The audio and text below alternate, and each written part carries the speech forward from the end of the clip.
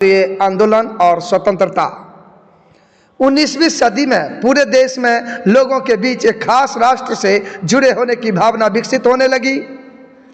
इस अध्याय में हम यह जानने की कोशिश करेंगे कि एकता की इस भावना के परिणाम स्वरूप औपनिवेशिक शासन के खिलाफ एक बड़ा आंदोलन कैसे शुरू हुआ और आखिरकार भारत को स्वतंत्रता कैसे मिली।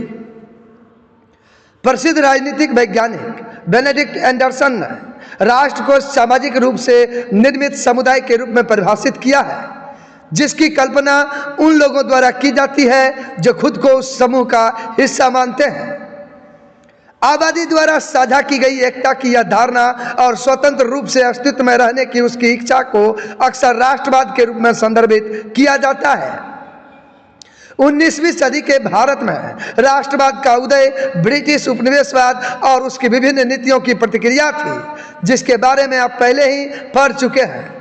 भारतीय राष्ट्रवाद के उदय में योगदान देने वाले कुछ प्रमुख कारक थे, जिसमें पहला औपनिवेशिक विस्तार की दमनकारी प्रकृति, दूसरा लोकप्रिय विद्रोहों को दबाने के लिए अपनाए गए तरीके, तीसरा कृषि का व्यवसायीकरण, चौथा भू राजस्व वसूले के क्रूर तरीके, चौथा नस्लीय भेदभाव नस्लीय प्रशासन नीति की भेदभाव की नीति, अगला पारंपरिक उद्योग और शिल्प का ह्रास, उससे अगला सामाजिक सुधार के कानूनों के लिए लोकप्रिय समर्थन की कमी, अगला एक समान कानून प्रणाली की शुरुआत, अगला डाक प्रणाली, सामान्य मुद्रा, रेलवे और टेलीग्राफ प्रणाली की शुरुआत, जिसने देश के विभिन्न हिस्सों को एक साथ जोड़ने में मदद की, पश्चिमी शिक्षा का आगमन, जिसने भारतीयों को पश्चिमी विचारों, लोकतंत्र, स्वतंत्रता, आज़ादी और राष्ट्रवाद तथा अन्यत्र स्वतंत्रता संग्राम से परिचित कराया। देश भर के लोगों के लिए संचार के माध्यम के रूप में अंग्रेजी भाषा का प्रचलन, बंकिम चंद्र चटर्जी, दीनबंधु और रविंद्रनाथ टैगोर की रचनाओं ने आम लोगों में अपने अतीत के प्रति गर्व और सम्मान की भावना पैदा की। अंग्रेजों द्वारा पारित 3 अधिनियमों ने औपनिवेशिक राज्य की नस्लीय और भेदभावपूर्ण प्रकृति को और उजागर कर दिया। शस्त्र अधिनियम, जो कि 1878 में आया था, इसमें लॉर्ड लिटन के वायसरायत्व के दौरान पारित किया गया था। उतना ही नहीं, भारतीयों को बिना लाइसेंस के आग्नेय शास्त्र रखने पर प्रतिबंध लगा दिया गया। वर्नाक्युलर प्रेस एक्ट 1878 ने सरकार को यह अधिकार दिया कि यदि कोई समाचार पत्र आपत्तिजनक सामग्री प्रकाशित करता है तो वह उसे जब्त कर सकता है। लॉर्ड रिपन, जो कि 1880 से 1884 के वायसराय काल के दौरान पारित इल्बर्ट बिल ने भारतीय मूल के न्यायाधीशों को भारत में यूरोपीय लोगों पर मुकदमा चलाने की अनुमति दी। इस बिल में संशोधन किया गया क्योंकि भारत में यूरोपीय लोगों ने इस पर कड़ी प्रतिक्रिया व्यक्त की थी। बात रही, देखिए, सबसे पहले तो 19वीं सदी में केसरी, हिंदू और अमृत बाजार पत्रिका जैसे कई भारतीय समाचार पत्र लोकप्रिय हुए। इस समाचार पत्रों ने लोगों में अंग्रेजों की भाषा विरोधी नीतियों के प्रति जागरूकता पैदा की और देशभक्ति और राष्ट्रीय चेतना का जो है वो संदेश पहुंचाया। बात अगर करें भारतीय राष्ट्रीय कांग्रेस के अग्रदूत की, तो भारतीय लोगों के हितों को बढ़ावा देने के लिए कई राजनीतिक संघों की स्थापना की गई, जिन्हें भारतीय राष्ट्रीय कांग्रेस का अग्रदूत माना जाता है। इनमें से कुछ जो महत्वपूर्ण थे, उसमें British India association, Madras native association, the Poona सार्वजनिक सभा, बॉम्बे प्रेसिडेंसी एसोसिएशन और 1883 में एस.एन. बनर्जी द्वारा कलकत्ता में अखिल भारतीय राष्ट्रीय सम्मेलन की शुरुआत की गई। बात अगर करें कांग्रेसी के शुरुआती वर्ष की, तो उसमें उदारवादी और कट्टरपंथी की बात आती है, जिसमें सेवानिवृत्त ब्रिटिश सिविल सेवक एलन ओ ह्यूम और कुछ महत्वपूर्ण भारतीय नेताओं के प्रयास से 1885 में भारतीय राष्ट्रीय कांग्रेस का गठन हुआ। कांग्रेस का पहला अधिवेशन W.C. बनर्जी के नेतृत्व में बॉम्बे में हुआ था। कांग्रेस में देश भर से बेहतर प्रतिनिधि शामिल हुए थे। भारतीय राष्ट्रीय कांग्रेस ने राष्ट्रवादी मांगों को मुखर करने में महत्वपूर्ण जो है भूमिका निभाई। बात अगर करें नरमपंथी की, तो शुरुआत में कांग्रेस पर उदारवादी कहे जाने वाले नेताओं के एक समूह का प्रभुत्व था। उनका मानना था कि अंग्रेज स्वतंत्रता और न्याय के आदर्शों का सम्मान करते हैं और इसीलिए वे भारतीयों के उचित मांगों को स्वीकार करेंगे। वे धीरे धीरे सुधार चाहते थे, न कि ब्रिटिश शासन से आज़ादी। वे चाहते थे कि अंग्रेज भारतीयों को स्वशासन की कला सिखाए। अपनी मांगों को व्यक्त करने के लिए उन्होंने शांतिपूर्ण और संवैधानिक तरीके अपनाए और अनुनय विनय के जरिए बदलाव के लिए दबाव डाला और याचिकाएं डाली। उन्होंने जनता को संगठित करने का भी प्रयास भाषणों और लेखों के माध्यम से अपनी राय व्यक्त की और ब्रिटिश आर्थिक नीतियों के आलोचक, जो कि भारतीय राष्ट्रीय कांग्रेस के उदारवादी नेताओं की जो प्रमुख मांगे थी, उसमें सबसे पहला सरकार और प्रशासन में भारतीयों की अधिकाधिक आवाज़, दूसरा विधान परिषदों को अधिक प्रतिनिधि बनाने के लिए सुधार, तीसरा भारतीयों को बोलने और अभिव्यक्ति की अधिक स्वतंत्रता, चौथा सैन्य मामलों पर व्यय में कमी, पांचवा सामान्य रूप से करों में कमी और विशेष रूप से भूमि राजस्व में कमी, छठा औपनिवेशिक राज्य की मनमानी आर्थिक नीतियों में जो है वो परिवर्तन की, और अगला ग्रामीण क्षेत्रों में ऋण सुविधाओं की स्थापना, सिंचाई कार्यों का निर्माण और भूमि राजस्व में कमी के अलावा औषधालयों में कमी के माध्यम से कृषि सुधार। अगला आता है कि कट्टरपंथी और जन्मसिद्ध अधिकार के रूप में स्वतंत्रता की अवधारणा। तो 1892 का भारतीय परिषद अधिनियम देश के शासन में भारतीयों को शामिल करने में विफल रहा। इस प्रकार बहुत से लोग उदारवादियों के तरीकों से असंतुष्ट हो गए। तो हिप्पी चंद्रपाल, बाल गंगाधर तिलक जैसे नेता, लाला लाजपत राय और अरविंदो घोष अधिक राजनीतिक रियायतें चाहते थे। तो इस और महसूस करते थे कि फौजियों को ये सिम खुद ही हासिल करनी पर होगी। उन्होंने राजनीतिक आंदोलन से अधिक कट्टरपंथी तरीके अपनाए और लोगों से कहा कि वे साहसी और देशभक्त बने और स्वराज्य या स्वतंत्रता के लिए लड़े। तिलक ने मांग उठाया कि स्वराज्य मेरा जन्मसिद्ध अधिकार है और मैं इसे लेकर रहूंगा। इन ऋणदाताओं को कट्टरपंथी के रूप में जाना जाता था। तो इतिहास की गहराई अगर देखें तो इसमें वियतसॉय लॉर्ड डफरिन ने भारतीय राष्ट्रवादी कांग्रेस को प्रोत्साहित किया, यह आशा करते हुए कि यह सरकार को भारतीय लोगों के विचारों से अवगत कराएगी। लेकिन जैसे जैसे कांग्रेस धीरे धीरे ब्रिटिश नीतियों की आलोचना करने लगी, वैसे वैसे फ्रांसीसी सरकार भी कांग्रेस के प्रति अपनी रवैये में शत्रुतापूर्ण होती गई। तो बात रही, देखिए, राष्ट्रीय आंदोलन का जो प्रारंभिक चरण था उसमें 1905 में बंगाल का विभाजन, इसमें लॉर्ड कर्जन जो कि 1899 से 1905 तक जो वायसरायत्व के दौरान प्रशासनिक सुविधा के बहाने बंगाल को दो अलग अलग प्रांतों में विभाजित कर दिया गया। तो बंगाल में राष्ट्रवाद की भावनाओं को कमजोर करने के लिए जो उस समय भारतीय राष्ट्रीय आंदोलन के प्रमुख केंद्रों में से एक था, हिंदुओं और मुसलमानों को सांप्रदायिक आधार पर बांटना भी अंग्रेजों की फूट डालो और राज करो की नीति का हिस्सा था। बात अगर करें 1905 में स्वदेशी और बहिष्कार आंदोलन की, तो स्वदेशी और बहिष्कार बंगाल के विभाजन के विरोध में नेताओं और लोगों द्वारा अपनाए गए तरीकों में से थे। आंदोलन की कुछ महत्वपूर्ण विशेषताएं जो थी वो इस प्रकार थी कि पहला, स्वदेशी आंदोलन ने लोगों को विदेशों में उत्पादित वस्तुओं के बजाय भारत में निर्मित वस्तुओं का उपयोग करने के लिए प्रोत्साहित किया। दुकानदारों को ब्रिटिश सामान खरीदने के बजाय भारतीय सामान खरीदने के लिए प्रोत्साहित किया गया। बहिष्कार का मतलब था कि भारतीयों को इंग्लैंड में निर्मित सामान खरीदने से हतोत्साहित किया गया ताकि ब्रिटिश उद्योगों के लिए भारत में कोई बाजार न रहे। भारत के कई हिस्सों में ब्रिटिश निर्मित वस्तुओं की होली जलाई गई। कई स्थानों पर ब्रिटिश स्कूलों, कॉलेजों और विश्वविद्यालयों का भी बहिष्कार किया गया। 1907 में आयोजित कांग्रेस के सूरत अधिवेशन में नरमपंथियों और उग्रवादियों के बीच विभाजन हो गया। उतना ही नहीं, 1916 में आयोजित लखनऊ अधिवेशन में वे पुनः एकत्र हुए। अब बात करेंगे, देखिए, सबसे पहले तो 1906 में जो मुस्लिम लीग का गठन हुआ था, जिसमें सुलीमुल्लाह खान जो कि ढाका के नवाब थे, उनके नेतृत्व में मुस्लिम जमींदारों और नवाबों के एक समूह ने 1906 में ढाका में अखिल भारतीय मुस्लिम लीग का गठन किया।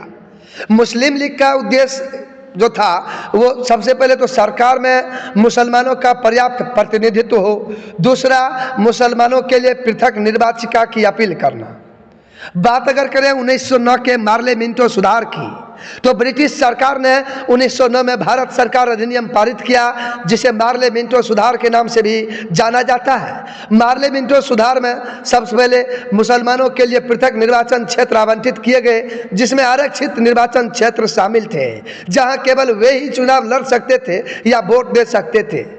इंपीरियल विधान परिषद और प्रांतीय विधान परिषद में निर्वाचित सदस्यों की कुल संख्या में वृद्धि की गई। पहली बार अप्रत्यक्ष चुनाव प्रणाली शुरू की गई। हालांकि इन सुधारों ने विधायिका में भारतीयों को पर्याप्त प्रतिनिधित्व नहीं दिया। बात अगर करें क्रांतिकारी राष्ट्रवाद की, तो राष्ट्रीय आंदोलन से जुड़े कई लोग परिवर्तन के धीमी गति से खुश नहीं थे और उन्होंने अंग्रेजों को उखाड़ फेंकने के लिए हिंसा के इस्तेमाल की वकालत की। उनके कार्य कुछ इस प्रकार थे। सबसे पहला, ब्रिटिश अधिकारों की हत्याएं तथा धन और हथियार लूटना। दूसरा, कई गुप्त समितियों की स्थापना की। उनमें से सबसे प्रसिद्ध महाराष्ट्र में अभिनव भारत सोसाइटी और बंगाल में अनुशीलन समिति थी। वीडी सावरकर, अजीत सिंह, मैडम भीकाजी कामा और लाला हरदयाल कुछ प्रमुख व्यक्ति थे। क्रांतिकारी नेता, कुछ क्रांतिकारियों ने भारत के बाहर भी संगठन शुरू किए। गदर पार्टी ने ज़्यादातर कनाडा और संयुक्त राज्य अमेरिका में काम किया। इसने भारत में क्रांतिकारियों को हथियार और गोला बारूद भेजा। बात अगर करें 1916 की होम रूल लीग की, तो बाल गंगाधर तिलक और एनी बेसेंट द्वारा विकसित इस लीग का उद्देश्य स्वशासन प्राप्त करना था। 1919 के मॉन्टेग्यू चेम्सफोर्ड सुधार की अगर बात करें, तो ब्रिटिश सरकार ने 1919 में भारत सरकार अधिनियम की घोषणा की, जिसे मॉन्टेग्यू चेम्सफोर्ड सुधार के नाम से भी जाना जाता है। सुधारों का नाम एडविन मॉन्टेग्यू राज्य सचिव और लॉर्ड चेम्सफोर्ड वायसराय के नाम पर रखा गया था। प्रांतीय विधान परिषदों का विस्तार किया गया और इन परिषदों में निर्वाचित सदस्यों की संख्या में वृद्धि की गई। निर्वाचित सदस्यों को अधिक शक्तियां दी गई। द्वैध शासन प्रणाली शुरू की गई। कुछ विभागों का प्रशासन प्रांत के गवर्नर की जिम्मेदारी थी और कुछ अन्य विभागों का मंत्रियों की जिम्मेदारी थी। बात अगर करें भारतीय राष्ट्रीय आंदोलन का जनचरण के, तो 1920 के दशक से किसानों, आदिवासियों, छात्रों, महिलाओं, श्रमिकों, उद्योगपतियों और यहाँ तक कि सैनिकों सहित समाज के लगभग सभी वर्ग धीरे धीरे स्वतंत्रता संग्राम में भाग लेने के लिए एक साथ आए। यह स्वतंत्रता संग्राम के व्यापक चरण की शुरुआत थी। इसका प्रमुख कारण मोहनदास करमचंद गांधी का भारत में आगमन था, जिन्हें महात्मा गांधी के नाम से जाना जाता है। मोहनदास करमचंद गांधी 1915 में दक्षिण अफ्रीका से यहाँ आए थे। यह काफी हद तक उनकी वजह से ही संभव हुआ कि राष्ट्रीय आंदोलन एक वास्तविक जन आंदोलन बन गया। उन्होंने सत्याग्रह या शांतिपूर्ण अहिंसक आंदोलन की तकनीक विकसित की। गांधी जी ने चंपारण के नील की खेती करने वाले किसानों, अहमदाबाद के मिल मजदूरों और खेरा के किसानों के समर्थन में सफल सत्याग्रह अभियान चलाए। उन्हें आम लोगों का भरपूर समर्थन मिला। बात करते हैं गांधी जी के उपनिवेशवाद विरोधी संघर्ष की प्रमुख विशेषताओं की, तो सबसे पहले इसमें सत्य और अहिंसा के आदर्शों पर आधारित सत्याग्रह। दूसरा, शांतिपूर्ण असहयोग, जिसमें सभी ब्रिटिश संस्थानों और कार्यालयों का बहिष्कार, विदेशी सामान बेचने वाली दुकानों पर धरना और ब्रिटिश सरकार द्वारा प्रदान की गई उपाधियों का त्याग शामिल था। उन्होंने सामाजिक सुधारों को स्वतंत्रता संग्राम के साथ एकीकृत किया। उन्होंने अस्पृश्यता जैसी सामाजिक बुराइयों को जड़ से खत्म करने के लिए धर्म युद्ध लड़े या धर्म युद्ध का नेतृत्व किया। भारतीय ग्रामीणों के आर्थिक उत्थान के लिए एक रचनात्मक कार्यक्रम शुरू किया। उनका मानना था कि खादी या घर में काटा हुआ कपड़ा गरीबों को आत्मनिर्भर बनाएगा। देश के विभिन्न भागों में अखिल भारतीय स्पिनर्स एसोसिएशन और खादी भंडार स्थापित किए गए। उनका मानना था कि विदेशी शासन से आज़ादी पाने के लिए हिंदू मुस्लिम एकता जरूरी है। उन्होंने तुर्की खिलाफत के समर्थन में भारतीय मुस्लिम नेताओं द्वारा शुरू किए गए खिलाफत आंदोलन में सहयोग किया। रॉलेट एक्ट और 1919 का जालियांवाला बाग हत्याकांड की भी बात कर लेते हैं। 1919 में पारित रॉलेट एक्ट ने ब्रिटिश सरकार को किसी भी व्यक्ति को बिना किसी मुकदमे के अनिश्चित काल के लिए गिरफ्तार करने या जेल में रखने के लिए व्यापक अधिकार दिए। यह विशेष रूप से भारतीय राष्ट्रवादियों को दबाने के लिए किया गया था। 6 अप्रैल 1919 को महात्मा गांधी ने इस अधिनियम का विरोध करने के लिए रॉलेट विरोधी सत्याग्रह का आयोजन किया। 13 अप्रैल 1919 को अमृतसर के लोग डॉक्टर सतपाल और डॉक्टर सैफुद्दीन किचलो की गिरफ्तारी का विरोध करने के लिए जालियांवाला बाग में एक शांतिपूर्ण बैठक के लिए एकत्र हुए। अमृतसर के सैन्य कमांडर जनरल डायर ने अपने सैनिकों को हथियारबंद भीड़ पर गोलियां चलाने का आदेश दिया। इसके परिणाम स्वरूप सैकड़ों लोग मारे गए और अफसोस हुआ। गांधी जी को ब्रिटिश सरकार की सद्भावना पर भरोसा नहीं रहा। रविंद्रनाथ टैगोर ने विरोध में अपनी नाइटहुड की उपाधि त्याग दी। सबसे पहले तो संरक्षण का एक रूप जानना जिसमें लोग किसी स्थान के बाहर इकट्ठे होते हैं और जहां कोई घटना होती है, एक बयान की याद दिलाता है जिसमें आप औपचारिक रूप से कहते हैं कि आप किसी चीज़ पर विश्वास नहीं करते हैं या किसी चीज़ का समर्थन नहीं करते हैं। तो कहने का मतलब उसके बाद खिलाफत और असहयोग आंदोलन के केस स्टडी भी हम समझते हैं। देखिए, सबसे पहले तो प्रथम विश्व युद्ध के बाद ब्रिटेन और उसके मित्र राष्ट्रों ने तुर्की का विभाजन कर दिया। तुर्की का सुल्तान जो खलीफा या मुस्लिम दुनिया का मुखिया था, उसे उसकी अधिकांश संपत्ति और क्षेत्र से वंचित कर दिया गया। 1920 में मोहम्मद अली, शौकत अली, मौलाना अबुल कलाम आज़ाद, हकीम अजमल खान और हसरत मोहानी ने खलीफा के समर्थन में खिलाफत आंदोलन शुरू किया। वे अंग्रेजों के खिलाफ एक पूर्ण असहयोग आंदोलन शुरू करना चाहते थे। गांधी जी ने 1920 में कांग्रेस से पंजाब के खिलाफ एक असहयोग आंदोलन शुरू करने का आग्रह किया, खिलाफत और स्वराज्य के लिए। तो असहयोग आंदोलन ने तेजी से गति पकड़ी। असहयोग आंदोलन के कार्यों में निम्नलिखित बात शामिल थी, जिसमें पहला, छात्र ब्रिटिश सहायता प्राप्त स्कूल और कॉलेज छोड़कर राष्ट्रवादियों द्वारा संचालित स्कूल और कॉलेज में शामिल हो जाए। मोतीलाल नेहरू, चितरंजन दास, आसफ अली, राजेंद्र प्रसाद सहित सैकड़ों वकीलों ने अपनी कानूनी प्रैक्टिस छोड़ दी और अदालतों में जाने से इनकार कर दिया। ब्रिटिश उपाधियां और विधायी पद त्याग दिए गए थे। लोगों ने कर चुकाने, सेना में भर्ती होने और सरकारी नौकरी लेने से इनकार कर दिया था। 5 फरवरी 1922 को पुलिस ने उत्तर प्रदेश के एक गांव चौरी चौरा में किसानों के एक समूह पर गोली चलाई। जवाबी कार्रवाई में गुस्साए किसानों ने स्थानीय पुलिस स्टेशन पर हमला कर दिया, जिसमें कई पुलिसकर्मियों की मौत हो गई। महात्मा गांधी ने तुरंत असहयोग आंदोलन स्थगित कर दिया। 10 मार्च 1922 को उन्हें गिरफ्तार कर लिया गया और उन्हें 10 साल की कैद सुनाई गई। अब बात करते हैं असहयोग आंदोलन और उसके बाद की। तो कांग्रेस के CR दास और मोतीलाल नेहरू जैसे नेताओं ने तर्क दिया कि पार्टी को चुनाव लड़ना चाहिए, विधान परिषदों में प्रवेश करना चाहिए और अंदर से सरकारी नीतियों को प्रभावित करना चाहिए। दिसंबर 1922 में इन नेताओं, जिन्हें प्रो चेंजर्स कहा जाता था, उसने कांग्रेस के भीतर एक पार्टी बनाई जिसे स्वराज पार्टी के नाम से जाना जाता है। कांग्रेस के भीतर एक अन्य समूह जिसमें वल्लभ भाई पटेल, राजेंद्र प्रसाद और C राजगोपालाचारी शामिल थे, जिन्हें नो चेंजर कहा जाता था, उन्होंने गांव में रचनात्मक कार्य करने का फैसला किया। बात करते हैं 1927 के साइमन कमीशन की। नवंबर 1927 में ब्रिटिश सरकार ने भारत सरकार अधिनियम 1919 के कार्यक्रम का एक अध्ययन करने के लिए सर जॉन साइमन के नेतृत्व में एक 7 सदस्यीय आयोग नियुक्त किया। आयोग में कोई भारतीय सदस्य नहीं था।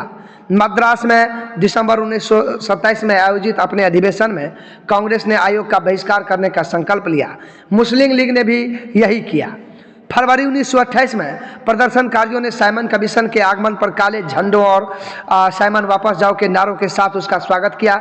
एक विरोध रैली के दौरान लाला लाजपत राय को घातक चोटें आई। 1928 में मोतीलाल नेहरू और तेज बहादुर नेहरू रिपोर्ट नामक एक अस्थायी संविधान का मसौदा तैयार किया। इसमें भारत के लिए डोमिनियन स्टेटस की मांग की गई। इस मसौदे के बाद 1929 में जवाहरलाल नेहरू के नेतृत्व में कांग्रेस के लाहौर अधिवेशन में पूर्ण स्वराज या ब्रिटिश शासन से पूर्ण स्वतंत्रता की मांग की गई। इस मांग के कारण गांधी जी के नेतृत्व में सविनय अवज्ञा आंदोलन शुरू हुआ। 1930 में गांधी जी ने अंग्रेजों के खिलाफ सविनय अवज्ञा आंदोलन का आह्वान किया। उन्होंने घोषणा की कि वे स्वयं नमक कानून तोड़ेंगे।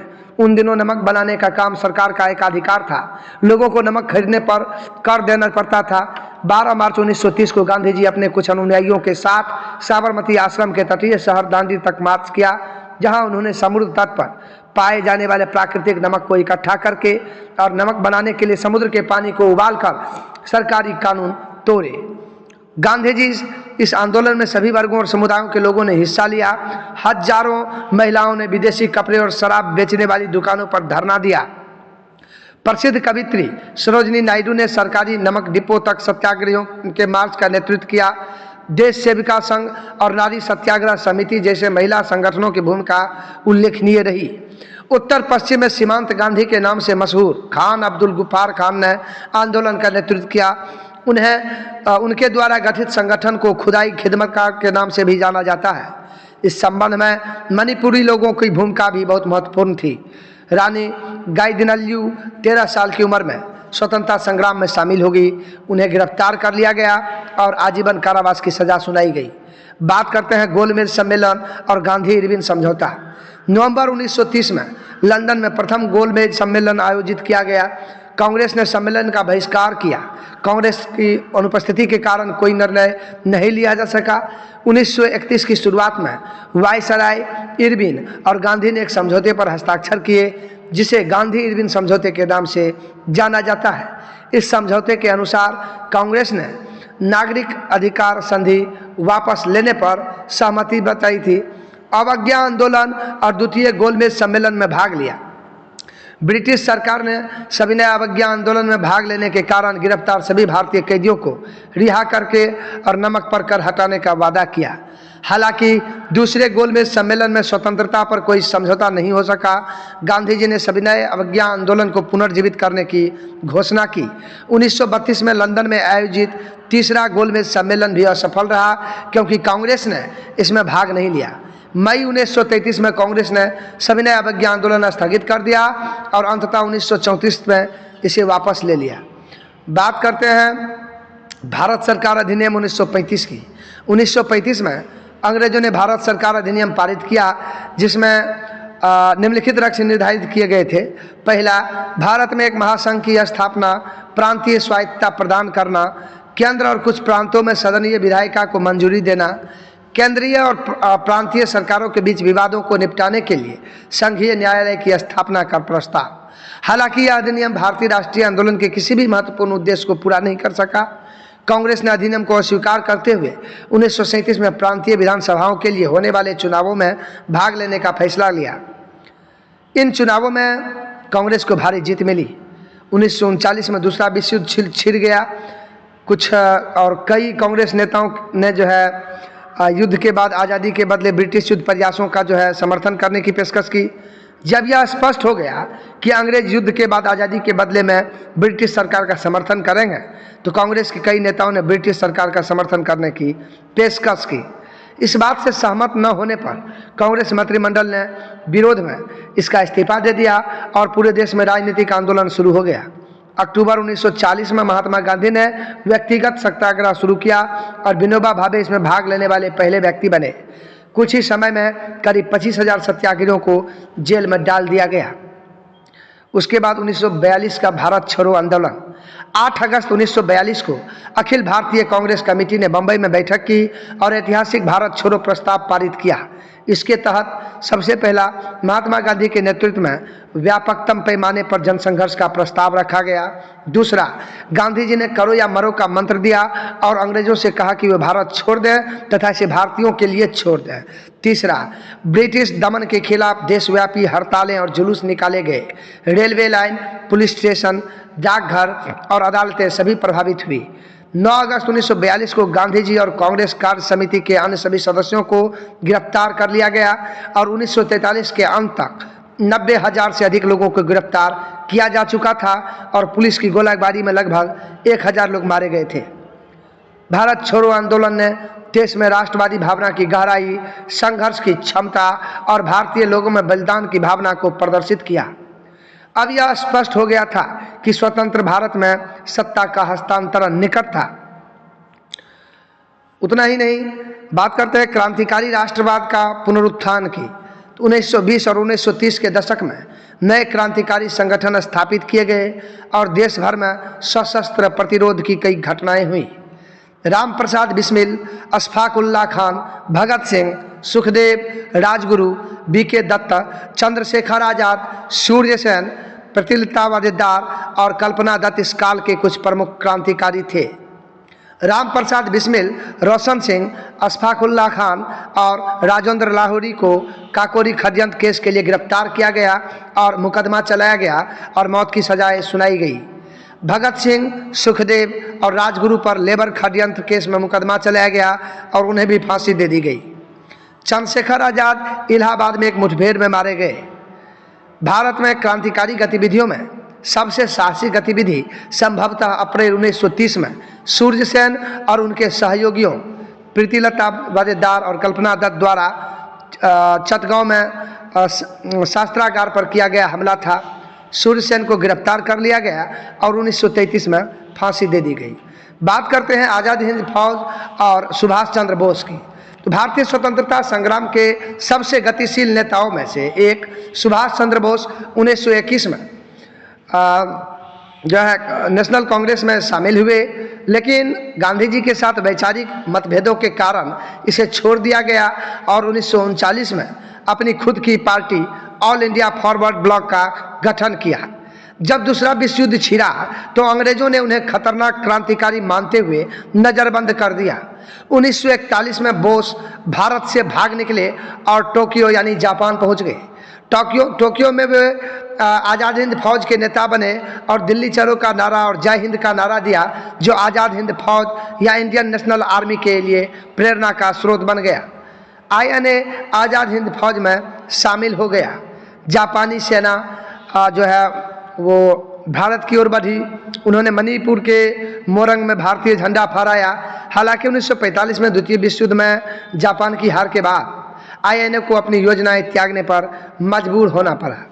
अभी हम लोग इतिहास के स्रोतों के जो है कुछ जो है विश्लेषण करने की कोशिश करेंगे, जिसमें कि हैंट के इसमें अगस्त 1942 में क्विट इंडिया आंदोलन की जो है पूर्व संध्या पर गांधी जी के प्रसिद्ध भाषण का जो है एक अंश प्रस्तुत किया गया था, जिसमें यह एक मंत्र है, एक छोटा सा मंत्र जो है उसमें बताया गया था कि दिया गया है, जो मैंने आपको दिया है, तो आप इसे अपने दिलों में अंकित कर लें और अपनी हर सांस से इसे व्यक्त करें। कहने का मतलब है कि प्रत्येक कांग्रेसी पुरुष या महिला इस संघर्ष में इस अटल निश्चय के साथ शामिल हुए कि वे देश को गुलामी और बंधन में देखने के लिए जीवित नहीं रहेंगे। इसे अपनी प्रतिज्ञा बना लिए थे।